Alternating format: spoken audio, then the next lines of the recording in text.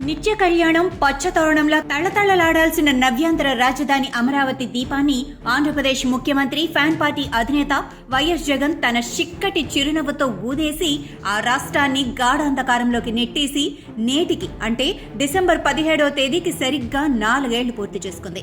ఆంధ్రప్రదేశ్ రాష్ట్రం అక్షర క్రమంలోనే కాదు అభివృద్ధి పథంలో సైతం దౌడు తీయిస్తూ దేశంలోనే అగ్రస్థానంగా ఉన్న రాష్ట్రానికి తగిలిన విభజన సెగతో 2 ముక్కలుగా చీలిపోయింది.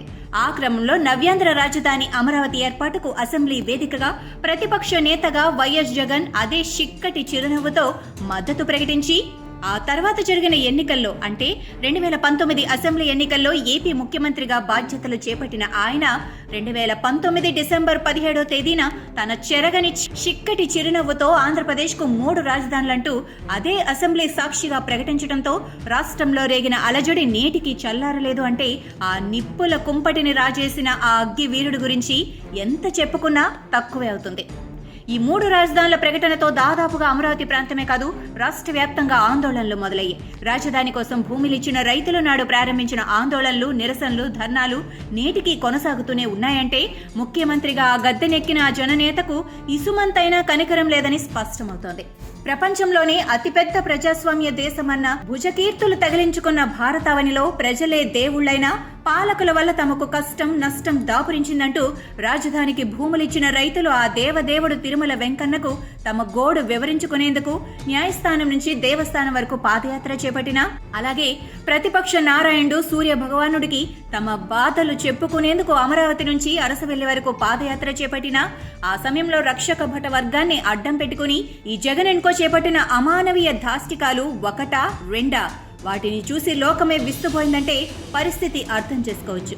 ప్రజా సమస్యలపై కనీస అవగాహన లేని ఓ ముఖ్యమంత్రి ఇలా ఉంటాడని భవిష్యత్తు తరాలకు తెలియాల్సిన ఓ అమూల్యమైన నమూనా ఈ వైఎస్ జగన్.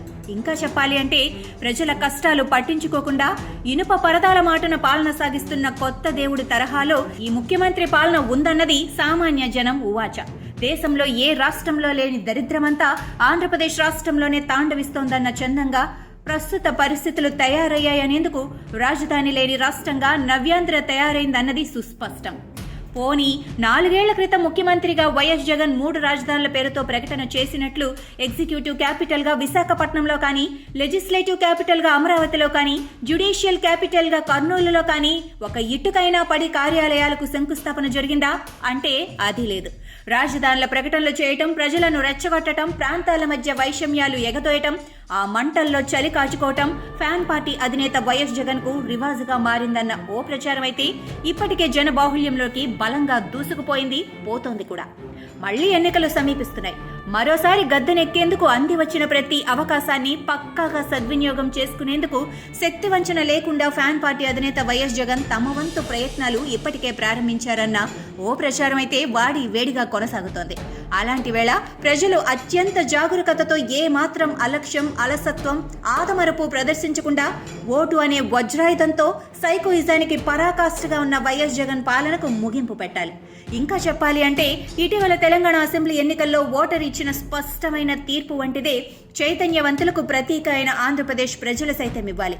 అలా అయితేనే నవ్యాంధ్ర నిలబడుతోంది. అలా అయితేనే నవ్యాంధ్ర రాజధాని అమరావతి అవుతుంది.